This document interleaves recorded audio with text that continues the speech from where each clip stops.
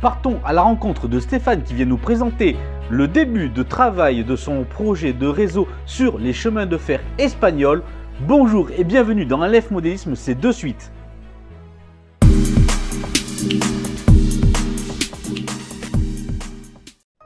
Bonjour et bienvenue dans LF Modélisme, votre chaîne qui vous parle de modélisme. Aujourd'hui, je vous invite à travers ce reportage à partir à la découverte de Stéphane, un passionné de modélisme ferroviaire espagnol, qu'ils sont très rares justement chez nous de voir des réseaux de tel genre. Et pour ce faire justement, Stéphane va nous présenter son travail, son projet justement sur la réalisation d'une gare terminus. Il va nous en parler beaucoup plus en détail sur les chemins de fer espagnol.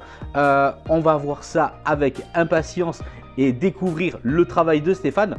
Cela fait donc plaisir de voir d'autres réseaux, d'autres compagnies sur la communauté de LF Modélisme. Mais avant tout, Stéphane, peux-tu te présenter et nous dire justement comment en es-tu venu au modélisme ferroviaire? C'est à toi.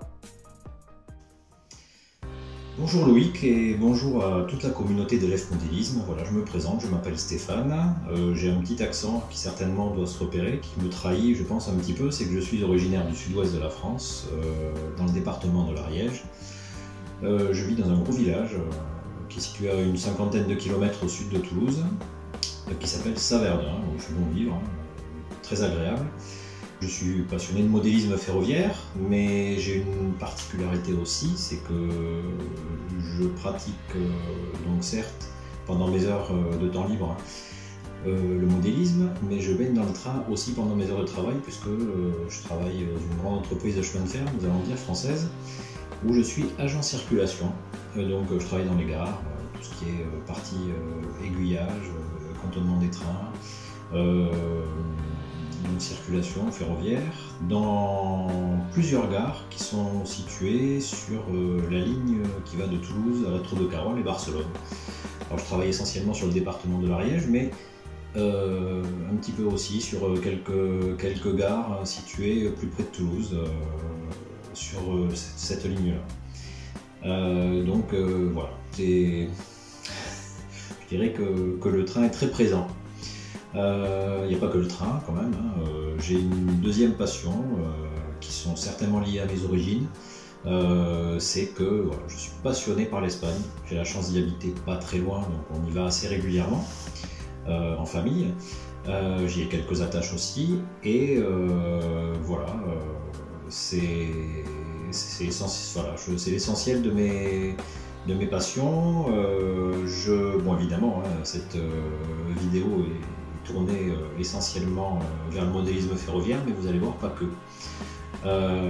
Alors le modélisme ferroviaire, je pense que cette passion est très ancienne, ça remonte à mon enfance. J'allais tous les étés quand j'étais vraiment très très jeune, moins de 10 ans, j'allais tous mes étés en Provence, dans un endroit une commune que Loïc doit certainement connaître, puisque c'est pas très très loin de la Côte d'Azur quand même. Je passais mes vacances chez mon parrain, qui habitait Manosque. Manosque, et la particularité, c'est qu'il habitait en face de la gare. Et je pense que c'est lui, qui était passionné lui-même du monde ferroviaire, qui m'a, je pense, inculqué cet amour du train, du ferroviaire et de tout ce qui tourne autour. Voilà, c'est un petit hommage que je voudrais lui rendre. C'est grâce à lui peut-être que je travaille à la SNCF.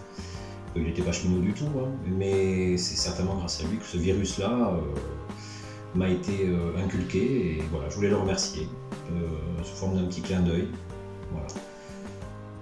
Alors, à quand remonte cette passion et quand est-ce que ce virus m'a été inculqué du modélisme ferroviaire? Donc comme je le disais tout à l'heure, je pense que ça remonte à vraiment l'enfance.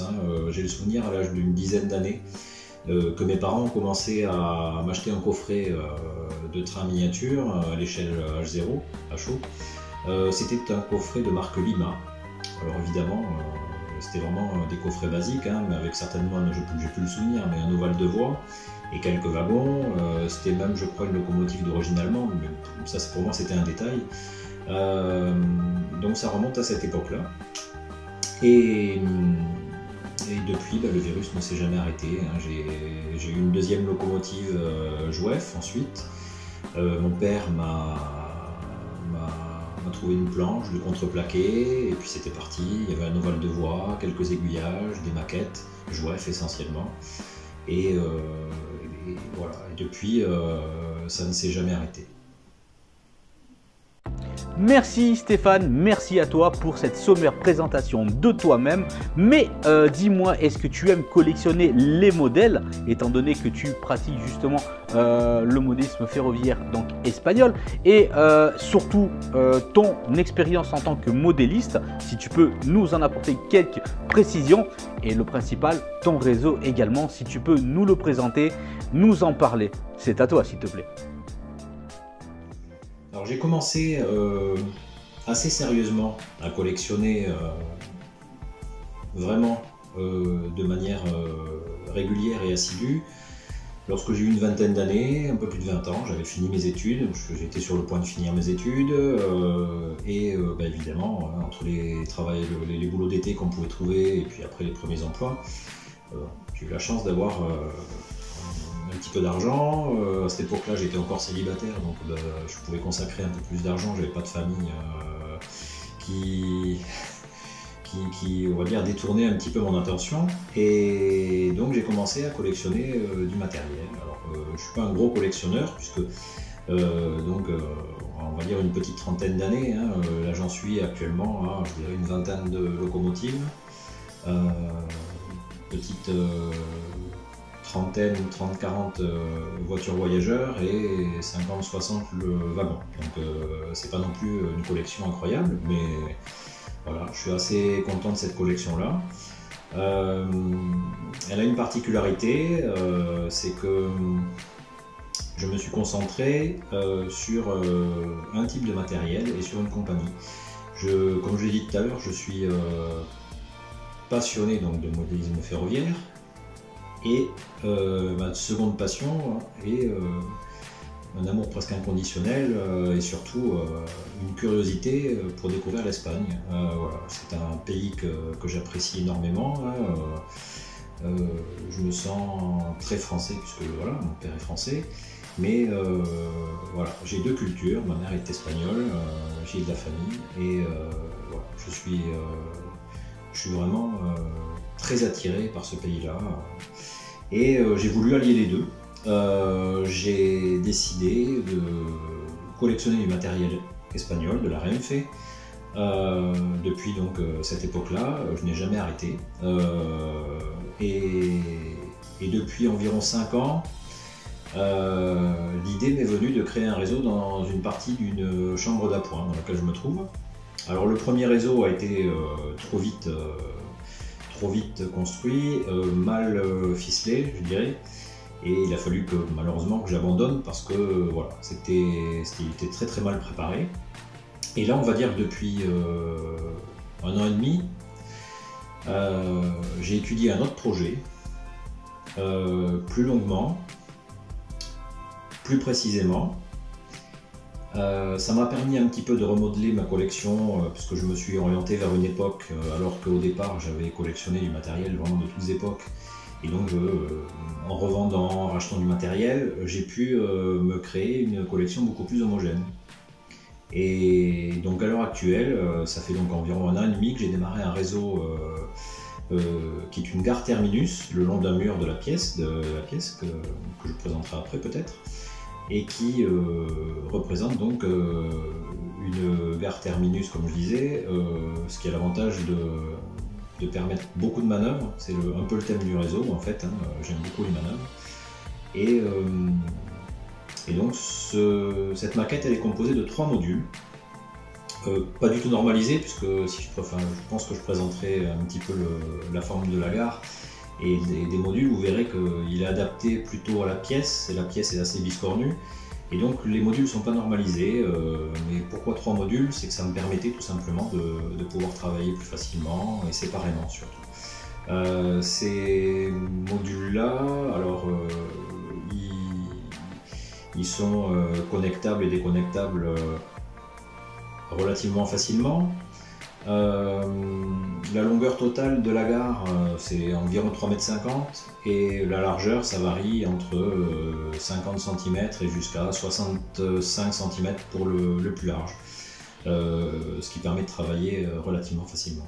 Donc on arrive directement en fait sur le premier module ici.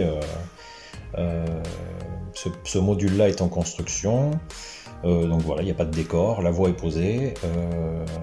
C'est le module d'entrée de gare, donc l'entrée de la gare se fera vers le fond, et au premier plan, on voit les 3 voies du petit dépôt, qui donc permettront le stockage des locomotives. Si on se décale légèrement, on arrive ici sur le deuxième module. Alors le deuxième module, c'est vraiment l'entrée de la gare, le faisceau d'entrée de gare. La gare est en courbe. Au premier plan, là où on voyait les boîtes en plastique, il y aura un relief négatif avec l'amorce d'une petite plage, hein, parce que on est quand même en bord de mer, donc j'ai voulu évoquer la plage. Ici, ce tiroir qui peut vous surprendre, je vais essayer de... Hop là. De vous le montrer, en fait, pour des raisons de place. C'est le TCO que j'ai créé en tiroir, parce que voilà, si je fais un petit recul, vous verrez qu'en fait j'ai relativement peu d'espace. Il y a un lit d'appoint, enfin un lit, c'est une chambre d'appoint, et donc j'ai réalisé un TCO assez facile à ranger en tous les cas. Ça n'a pas été facile à réaliser, mais maintenant qu'il est opérationnel, j'avoue que j'en suis assez content. Donc voilà, il y a ce deuxième module qui représente l'entrée de gare. Au fond, on aura une partie marchandise avec un embranchement vers une entreprise. Au premier plan, enfin ensuite on a 2 voies à quai, plus une voie de service supplémentaire. Et si on se décale, et bien là on arrive vers la partie la plus intéressante, c'est la partie décorée. Ça représente le premier module. Il est quasiment entièrement décoré. Alors du coup, voilà, au fond, on a la marchandise avec une autre entreprise, le bâtiment de la gare qu'on repère facilement, les 2 quais, une voie de service et surtout, pour apporter toujours de la manœuvre, comme c'est une gare terminus, c'est la présence du port et d'une voie qui mène au port. Voilà. Bien Stéphane, merci pour toutes ces informations. Dis-moi, peux-tu nous apporter quelques spécifications techniques justement sur l'élaboration de ton réseau, nous en parler un petit peu plus, peut-être l'époque, le style que tu as employé pour le décor, etc. Donne-nous quelques techniques justement employées, parle-nous tout simplement de ton réseau. Alors concernant à nouveau les quelques caractéristiques de la maquette, du réseau, déjà je situe cette gare terminus à une époque assez précise. On va dire ça correspond par rapport au modélisme ferroviaire aux époques 4 et 5. Et pour être plus clair, on va dire, ça va de 1975 au maximum fin des années 90, tout début 2000, mais pas au-delà, parce qu'après le matériel est beaucoup moins intéressant. Vous pourrez le voir après, en fait, pendant cette période, ça correspond à ma jeunesse. Je pense qu'on est nombreux à choisir cette période-là aussi pour ça. Ça correspond aussi à une période intéressante puisque le matériel était très coloré et très varié. Après, il est devenu beaucoup trop uniforme et me plaisait beaucoup moins. C'est donc un réseau à l'échelle H0. J'ai utilisé de la voie Peco au quad 75 parce que c'est vrai qu'elle a une certaine finesse. Et le matériel récent, même déjà qui date un petit peu, circule très bien dessus. Les aiguillages sont aussi de la marque Peco et pour augmenter un petit peu le réalisme, j'ai décidé d'installer des moteurs sous le plan de roulement et à mouvement lent. Et c'est vrai que ça apporte déjà un réalisme réel, enfin un réalisme évident, et surtout c'est beaucoup moins bruyant que les bons vieux moteurs Peco qui qui font pas mal de bruit et sont relativement peu réalistes. Alors, cette gare-là, il fallait bien lui donner un nom. J'avais le choix soit entre réfléchir à une gare qui existait réellement, en reprendre une, ou en inventer une de toutes pièces. Et finalement, c'était la meilleure solution parce que je voulais pas forcément coller à la réalité. Je voulais juste qu'il y ait une ambiance et une cohérence, mais pas de réalisme pur et simple. C'était trop compliqué et j'en avais pas envie. Donc j'ai choisi d'appeler cette gare Benicarlo Termino. Termino parce que c'est le nom qui est souvent donné aux gares terminus en Espagne, à l'époque en tous les cas. Et Benicarlo existe réellement. C'est une ville qui existe réellement, qui possède aussi une gare, mais qui n'a jamais eu de gare terminus. Cette gare-là, c'est une gare de passage qui voit passer d'ailleurs pas mal de trains. Elle est située sur la ligne Barcelone-Valence, donc qui longe la côte méditerranéenne. Et donc, voilà, cette gare est située, enfin, la commune de Benicarlo est située au nord de la région de Valence, dans la province de Castellón. Pourquoi? Parce que c'est une ville que je connais bien, j'y vais tous les ans. Voilà, j'y ai des attaches, et ce qui fait que voilà, c'est un petit peu sentimental. Alors, si vous le voulez, je peux vous faire visiter la partie la plus intéressante et visiter le quartier de la gare de Benicarlo. Ce quartier de la gare, j'ai voulu qu'il représente vraiment l'ambiance d'une ville espagnole, que ce soit le plus plausible. Donc pour commencer, pourquoi pas commencer par le bâtiment de la gare, tout simplement. C'est un bâtiment du commerce, hein. C'est un bâtiment de la marque Parvus, qui est vraiment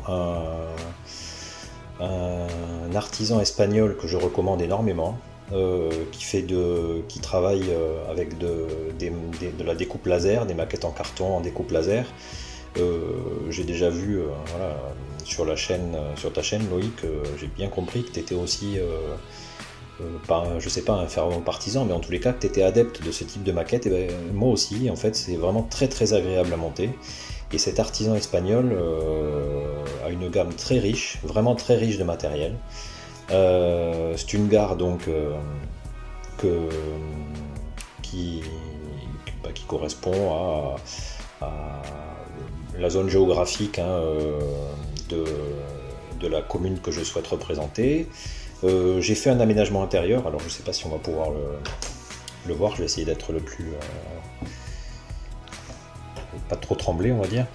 Voilà, on aperçoit, il y a un aménagement intérieur, c'est succinct, mais comme la gare est éclairée, ça me permet de donner un peu plus de vie.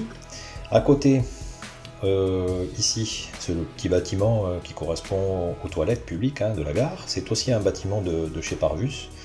La particularité de cette marque, c'est donc il ne travaille que sur de la découpe laser en carton, mais surtout, je fais pas de publicité, hein, parce que, enfin, j'en parle, mais j'ai rien à gagner sur cette marque-là, mais vraiment, je suis ravi de ce type de maquettes. Elles sont très détaillées, très faciles à construire, et les prix sont très très abordables. Je dois avouer que c'est quand même, je pense, moins cher que les mêmes produits qu'on peut trouver chez les artisans français. Donc on a cette maquette là, des toilettes. Donc j'ai récemment donné vie.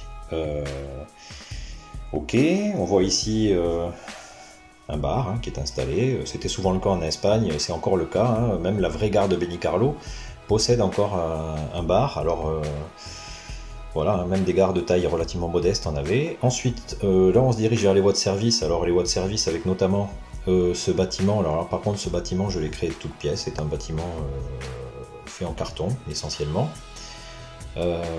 Voilà, donc carton, avec aussi gravure ici des pierres.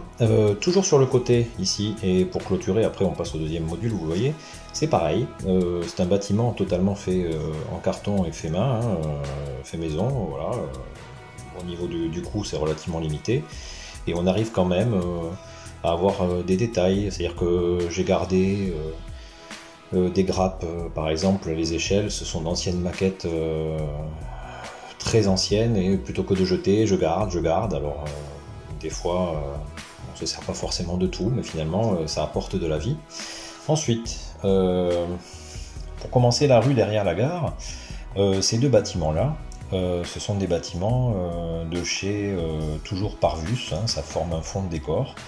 Alors pareil, hein, honnêtement, pour vous donner, je ne sais pas si j'ai le droit de donner un ordre d'idée, mais ce tout petit bâtiment-là, à l'échelle H0, le kit il est vendu à peine 7-8 euros, hein, chez celui-ci une dizaine d'euros à peine. Et on a vraiment du détail, j'ai juste remplacé moi les barrières de balcon par des modèles décapodes qui sont un peu plus rigides. Mais sinon, voilà, après, on peut s'amuser à détailler avec les rideaux, enfin, voilà. Sur le côté, on a un hôtel qui est situé en face de la gare. C'est un bâtiment qui est entièrement fait maison. Alors c'est un peu sombre, on ne le voit pas. Ici, on a un premier magasin de primeurs, de fruits et légumes. Peut-être que comme ça sera plus facile, je ne suis pas persuadé. Non, voilà. Ici, on a un deuxième bâtiment aussi fait maison, avec des petits détails, toujours pour s'amuser. Ici, on agrandit la maison, on construit un mur. Alors ça, c'est un commerce typiquement espagnol. C'est une churreria qui est en fait un magasin où on vend des churros, c'est sa spécialité. Hein, les churros, ça se mange, je ne dirais pas à toute heure, mais presque, avec un bon chocolat chaud, bien épais, croyez-moi, voilà, c'est une tuerie et c'est un grand classique en Espagne. À côté, ça c'est un bâtiment toujours fait maison, hein, qui est peut-être le seul clin d'œil à la vraie ville de Benicarló, puisqu'en fait j'ai repris la façade de la véritable église de Benicarló, l'église San Bartolomé.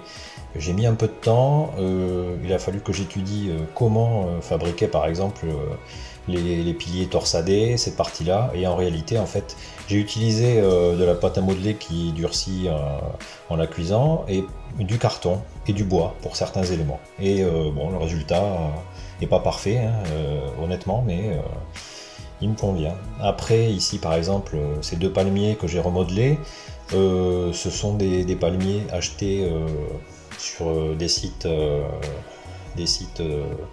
de vente en ligne pas chers qui viennent de Chine, mais lorsqu'on les remodèle finalement, ils ne sont pas spécialement ridicules. Autre bâtiment toujours de chez Parvus, alors j'en ai quelques autres, hein, c'est ce bâtiment là avec voilà, ici à côté, celui-ci que j'ai fait moi-même en carton. On voit, si on se rapproche évidemment on voit quand même la différence de finesse, mais bon, j'ai voulu faire en sorte que ça jure pas trop. On a ensuite j'ai oublié, ce bâtiment-là, donc oui, important, c'est pareil, un petit clin d'œil à peut-être la maison où j'aurais voulu être installé si je vivais dans ce quartier-là. C'est qu'au rez-de-chaussée, en fait, il y a un magasin de trains miniatures. Voilà, donc ça c'est un petit clin d'œil. Ici, on a le bar des pêcheurs, donc on se rapproche du port. Le bar des pêcheurs, où on peut déguster des tapas à base de fruits de mer, voilà, délicieux, et pas loin de la gare, donc pour ceux qui veulent attendre leur train, c'est aussi une bonne idée. Toujours à côté, on a le bâtiment administratif du port, hein, donc c'est l'autorité portuaire, avec c'est un bâtiment de petite taille, le port n'est pas très grand, avec, je sais pas, par exemple, pour le petit détail, pour le drapeau, j'ai tout simplement pris une feuille de papier aluminium, hein, peint des deux côtés, et une fois sec, on arrive à plier de manière assez réaliste le papier aluminium, et on obtient un drapeau bon, assez convaincant. On se rapproche du port. Alors là, c'est le bâtiment de la Criée, qui est un bâtiment en trompe-l'œil, il va pas très loin, hein, mais ça permet d'amorcer, on va dire, le passage de certains wagons au début. Le port, le voilà. Les bateaux, grâce au forum Locaux Revue, il y a des plans et ils ont été faits en carton, tout simplement. Autre petit détail, hein, je fais vraiment au maximum avec les moyens du bord. Les filets, je me suis longtemps posé la question pour savoir comment j'allais les faire. Et en fait, c'est du grillage fin métallique, style grillage à poule. Et voilà, une fois peint, somme toute, le résultat me convient assez. Voilà. Pareil, les pierres ici, là, pour le rebord du port, ici, j'ai tout simplement utilisé, voilà, ça sera mieux. J'ai tout simplement utilisé des boîtes qu'on a régulièrement lorsqu'on mange, par exemple, des kebabs. C'est une sorte de d'éperon, voilà, ça se grave facilement. C'est assez fin et ça permet de graver la pierre assez facilement. Les bits d'amarrage, c'est pareil, hein, c'est tout simplement des clous que j'ai enfoncés, que j'ai un petit peu limés parce que pour pas qu'ils soient forcément ronds, mais qu'ils aient une forme un petit peu plus oblongue. Et tout ça, ça donne vie avec des petits détails. Ici, par exemple, la cuve, elle a été faite vraiment ces derniers jours, c'est tout neuf ça. J'ai utilisé un petit pot à cure-dent que j'ai un petit peu remodelé. Voilà, on arrive à trouver ici voilà, pareil. Là, je me suis amusé à faire une petite barrière qui s'ouvre et qui se ferme pour l'accès au port. Voilà.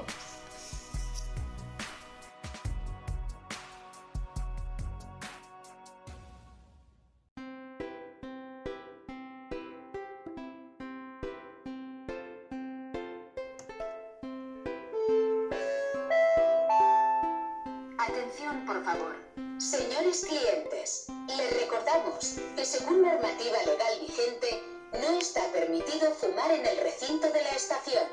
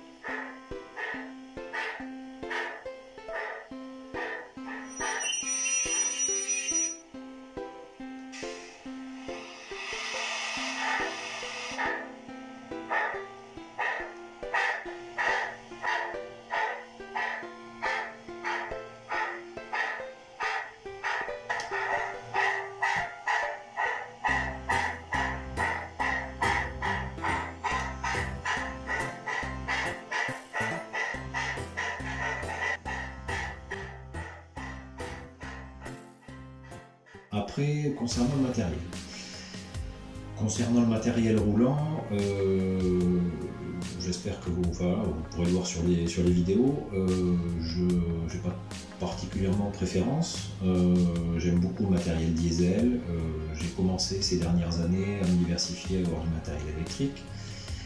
Et j'ai eu une locomotive à vapeur. En fait, c'est vrai que ça paraît anecdotique, hein, mais voilà, pour qu'il y ait un peu de cohérence, en fait, je me suis dit pourquoi pas imaginer qu'une association locale sur Vinny-Carlo ait décidé de remettre en service cette locomotive à vapeur pour créer un train touristique. Donc voilà, j'ai voulu toujours qu'il y ait un maximum de cohérence.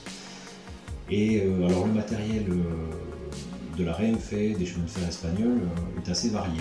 On arrive quand même maintenant, de nos jours, c'est beaucoup plus facile qu'avant, hein, il y a une trentaine d'années. Maintenant, on arrive à trouver des marques. Alors, il y a la marque Electrotrend qui est la marque emblématique. Hein, mais j'ai du matériel qui vient de chez Rocco, qui vient de chez Bertrin, Vitrin, qui est un fabricant italien, de chez Meano, Mabar, qui est un autre fabricant espagnol assez connu. Matériel assez varié, pareil pour le matériel roulant, hein, qui est assez varié. Bien Stéphane, merci à toi. Comme tu le sais, à présent, dans le monde du modélisme ferroviaire, les spécialités sont nombreuses et vastes et variées. Justement pour le loisir et le plaisir de tout modéliste, que ce soit le décor, l'architecture ferroviaire, la menuiserie, l'électricité et même l'informatique. Mais toi justement, quelle serait ta spécialité? Peux-tu nous en parler? C'est à toi. Concernant mes spécialités,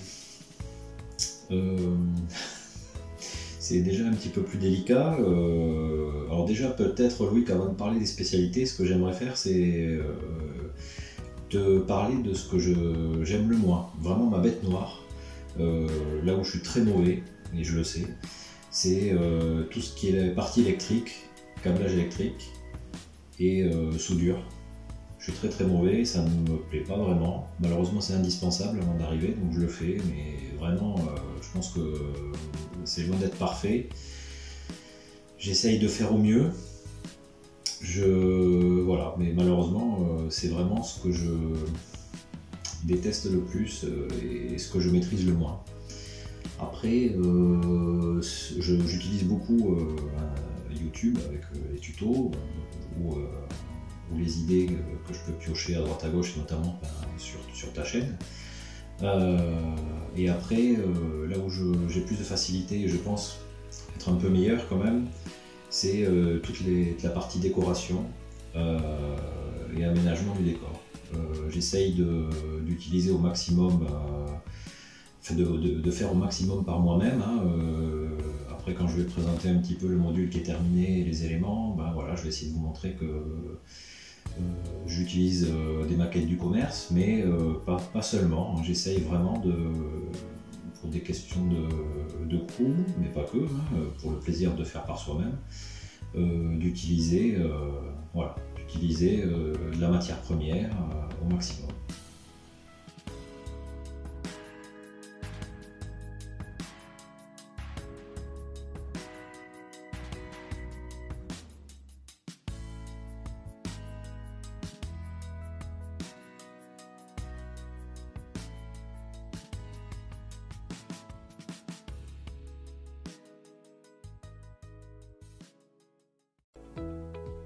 Merci beaucoup à toi Stéphane. Dis-moi, que ce soit à court terme ou à long terme, en termes et en matière de modélisme ferroviaire, te concernant, quels seraient tes projets justement? Allez, donne-nous l'explication justement de ceci.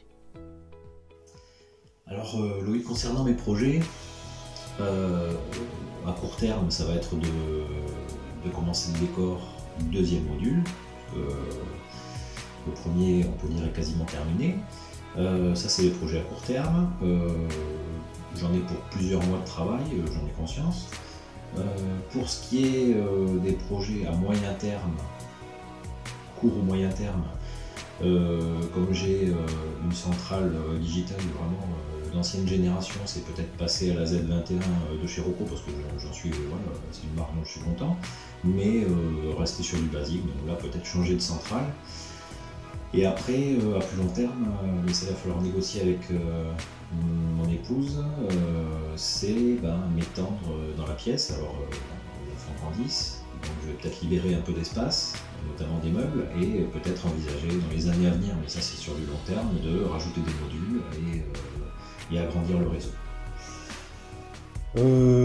Qu'est-ce que je pourrais dire aussi? J'ai peut-être des petits détails que je pourrais préciser toujours pour mettre en lumière les artisans espagnols. Alors on a ici un fabricant qui produit du matériel, des véhicules. Bon, j'ai que 2 modèles, mais c'est pareil, hein. Évidemment les détails sont très limités, mais voilà. On a un camion Pegaso, c'est une marque espagnole qui n'existe plus, mais qui était très présente à l'époque. Alors ce matériel là il coûte peu cher, hein. Un camion de ce type là, je crois que la marque Toyeko, pardon. Ça coûte même pas 10 €, 6-7 €. Ici, on a une vieille Seat, ici, là. Pareil, avec, faut détailler après si vous le souhaitez, hein, mais ça coûte 5-6 €. C'est un corbillard, hein, c'est une Seat 1400, je crois, si je me rappelle bien. Toujours de la marque Toyeko. Après, chez Aneste, qui est un autre fabricant espagnol, on a par exemple ce petit véhicule de la Guardia Civil, qui est déjà assez sympathique. Hein. Aneste, c'est un fabricant avec un catalogue très fourni. On y trouve quelques véhicules, beaucoup de personnages, quelques éléments de décor, des signaux. Alors dans les personnages, je sais pas si je peux zoomer, mais on a ici un chef de gare espagnol qui discute avec 2 agents de carabiniers de la Guardia Civil. Voilà. On a ensuite, voilà, toujours chez Aneste, des pêcheurs ici là qui sont en train de préparer une paella, par exemple. Après, autre fabricant qui est assez intéressant, j'ai un exemple à vous montrer. C'est un petit détail, hein, mais ici on a une boîte aux lettres, typiquement espagnole. Ça c'est le fabricant 87 trains.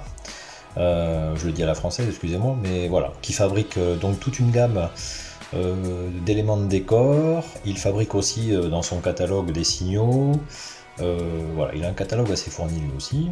Après, il y a quand même pas mal de détails que je fais par moi-même. Alors notamment ces butoirs, hein, qui sont des butoirs typiquement utilisés par la Renfe, que j'ai fabriqué en carton et en bois, avec des tampons de récupération de vieilles locaux ou de vieux wagons. Et voilà, après il y a pas mal de personnages de chez Preiser et de chez Decapod. J'ai voulu détailler un petit peu, donc c'est un fabricant français. On a ici ces tables, chaises, et puis voilà, quelques petits détails de ce type. Bien Stéphane, et toi, un petit mot à nous dire justement sur ce que tu penses des dernières avancées technologiques dans le monde du modélisme ferroviaire. Parle-nous-en. Le regard sur les nouvelles technologies. Pour moi, toute avancée est forcément un facteur favorable. Toute avancée, et je pense que ça peut être que positif. Là où je dirais que je vais être mitigé, c'est pour une raison très simple, hein, c'est que je pense que de mon côté, malheureusement, je ne maîtrise pas suffisamment l'informatique pour pouvoir personnellement bénéficier de ces avantages et de ces nouvelles technologies. Voilà. J'ai des connaissances assez basiques en informatique et voilà, je risque d'être stoppé par rapport à ça. Mais sinon, voilà, je trouve que c'est totalement favorable et ça peut apporter qu'un plus, et ça peut peut-être certainement aussi favoriser la venue des plus jeunes au modélisme ferroviaire. Hein. C'est un problème récurrent, malheureusement la moyenne d'âge est trop élevée.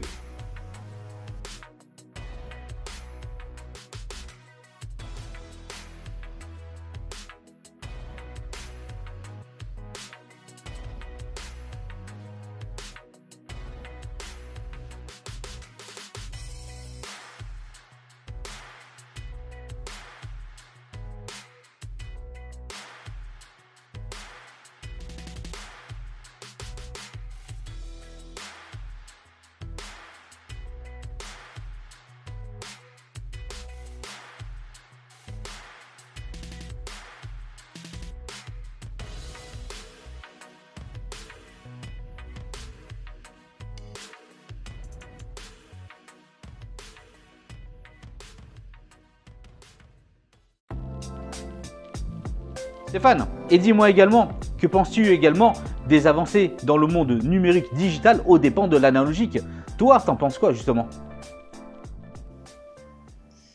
Alors digital ou analogique, étant plus jeune, quand j'ai commencé à collectionner, comme vu mon âge, comme beaucoup, on a commencé en analogique parce qu'on n'avait tout simplement pas le choix. Il y avait que ça qui existait, et j'ai franchi le pas du digital il y a environ une dizaine d'années, Et j'avoue que honnêtement maintenant j'aurais du mal à m'en passer. Hein. Déjà pour la facilité de câblage, comme je l'ai expliqué, voilà, c'est pas ma passion, surtout je suis pas à l'aise du tout avec le câblage électrique, ça le simplifie quand même beaucoup.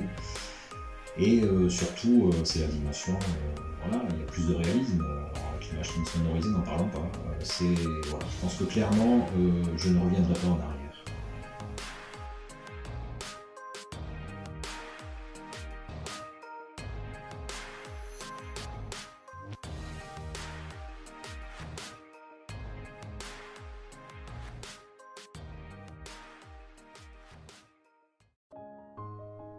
Merci Stéphane, tu t'en sors brillamment sur toutes les questions, sur cette interview te concernant. Cela nous fait plaisir et d'ailleurs n'hésitez pas, vous, communauté de LF Modélisme, justement à commenter, à écrire. Je suis sûr que Stéphane se fera un plaisir de vous y répondre et moi également. Donc n'hésitez pas à réagir aux commentaires, à la vidéo, donc à la présentation de Stéphane. Dis-moi donc Stéphane, toi, justement, au niveau conseil, tu rencontrerais quelqu'un dans ton entourage qui te dirait bah, « Tiens, je vais essayer de démarrer justement dans le monde du modélisme ferroviaire. » Et justement, quel conseil, toi, tu pourrais lui apporter? Quel conseil donnerais-tu justement à quelqu'un qui voudrait démarrer dans le monde du train miniature? C'est pour toi cette question. Alors si j'avais un conseil à donner, je pense que c'est le principal à mes yeux en tous les cas. Voilà, c'est de bien préparer son projet et de l'étudier longuement parce que voilà, j'en parle en connaissance de cause, hein, mais mon précédent réseau, j'ai voulu le mettre en œuvre trop rapidement, il était trop imparfait et j'ai vite compris quelles étaient ses limites et je ne l'ai pas terminé et honnêtement voilà, ça m'a fait perdre de l'argent parce que j'ai pas pu tout récupérer. Donc c'est un loisir qui coûte cher et voilà. Donc bien préparer son réseau, plusieurs mois et le mettre en œuvre dès qu'on est presque sûr de ce qu'on veut faire. Évidemment, il y a toujours des mauvaises surprises ou de l'imprévu, mais une bonne préparation, c'est certainement la clé.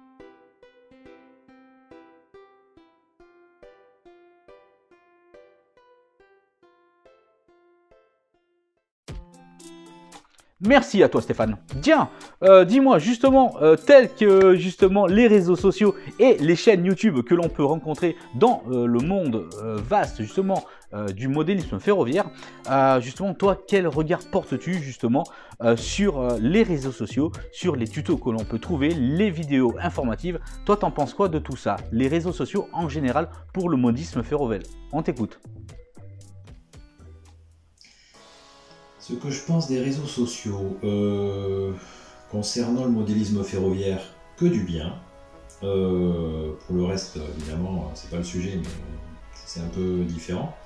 Concernant donc notre passion commune à tous, c'est vrai que j'utilise beaucoup YouTube avec je suis abonné à pas mal de chaînes différentes, dont évidemment LF Modélisme. Mais pas que. Hein. Je suis abonné à pas mal de chaînes YouTube espagnoles qui évidemment m'apportent pas mal de renseignements et d'informations. Et ensuite j'utilise beaucoup les forums Alors, évidemment, je suis abonné certainement le plus connu des forums de modélisme ferroviaire en France, hein, qui est celui de la revue Loco-Revue. Je suis aussi abonné à Loco-Revue. Et alors celui-ci est certainement quasiment inconnu en France, mais je suis abonné à l'équivalent du forum Loco-Revue en Espagne, qui est le forum Forotrenes, et qui, lui, est une véritable mine d'or. Il y en a aussi plusieurs, hein, comme en France, de forums ferroviaires en Espagne, mais celui-ci, c'est vraiment l'équivalent, à mon sens, du forum de Loco-Revue. Il est très bien documenté, on a énormément d'informations et il m'aide énormément sur pas mal d'aspects. Bien Stéphane, écoute bien. Si je t'ai dit patience, finance, projet, surface disponible, ce sont 4 mots justement. Toi, dans quel ordre de priorité tu mettrais justement ces mots-là en nous expliquant pourquoi dans l'élaboration justement d'un réseau de modélisme? Allez, parle-nous-en, donne-nous justement cet ordre en nous expliquant pourquoi. C'est à toi. Concernant les priorités, à mon sens, j'en ai déjà un petit peu parlé, mais je commencerai par la patience. La patience est nécessaire, puisque voilà, il faut, je pense, préparer son projet longuement, pas hésiter à prendre du temps, à faire, refaire, défaire des croquis ou des plans.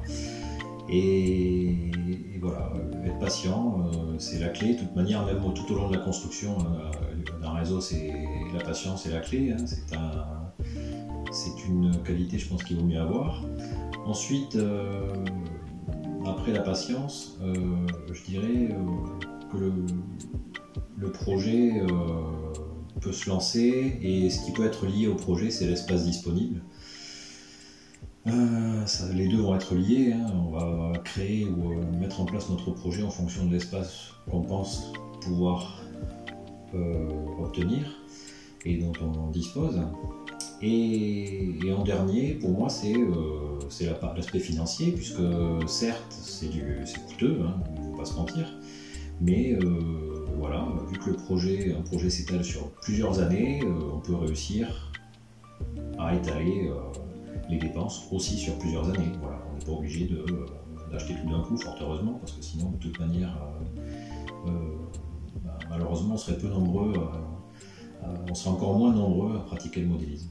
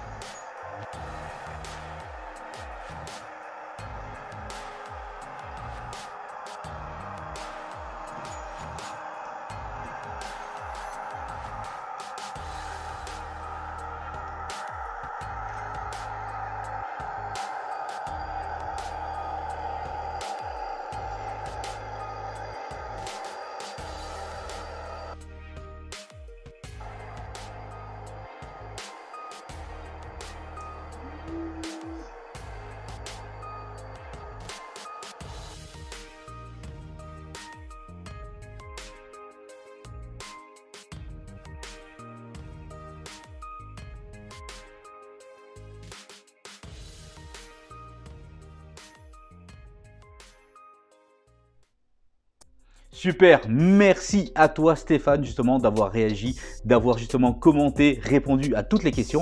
Cette interview est bientôt terminée, tu t'en es très bien sorti, mais avant de se quitter, justement, je vais te laisser le loisir, la parole, c'est ta minute à toi. Justement, on t'écoute, profites-en, c'est ta minute. En conclusion, pour finir, j'aimerais remercier tout d'abord Loïc d'avoir accepté de mettre en lumière ce réseau, bien que très loin d'être terminé, et toute la communauté d'LF Modélisme qui, j'espère, aimera le réseau que j'ai essayé modestement de présenter. Et voilà, je remercie aussi la chaîne en fait parce qu'elle permet de mettre un petit peu en lumière, j'espère, le modélisme ferroviaire espagnol, parce qu'il existe, qu'en France il est peu connu. Finalement il y a un réseau de marques assez varié et qui propose de belles choses. Donc merci encore à toi Loïc, à ta chaîne et à la communauté. Bien Stéphane, il me reste à te remercier chaleureusement. Merci de ta participation, merci de m'avoir contacté, de m'avoir fait confiance pour présenter ton projet, de nous parler de toi, de ta personnalité et de ton histoire et de ta passion autour du modélisme ferroviaire espagnol. Pour sûr, nous reviendrons voir la continuité de ton réseau dans le futur, dans plusieurs mois. D'ailleurs, j'espère que la communauté LF Modélisme a apprécié justement cette rencontre, justement de voir ce genre de travail sur un réseau, sur une compagnie différente de ce que l'on peut retrouver chez nous. N'hésitez pas justement à partager, n'hésitez pas à en parler, à commenter. Comme je vous le disais, Stéphane se fera un plaisir de vous répondre et moi également. Et en attendant, moi je vous dis un grand merci à vous tous. Et je vous dis à très vite pour d'autres rencontres, d'autres sujets passionnants autour de notre loisir favori, le train miniature. Prenez soin de vous. À bientôt. À ciao ciao.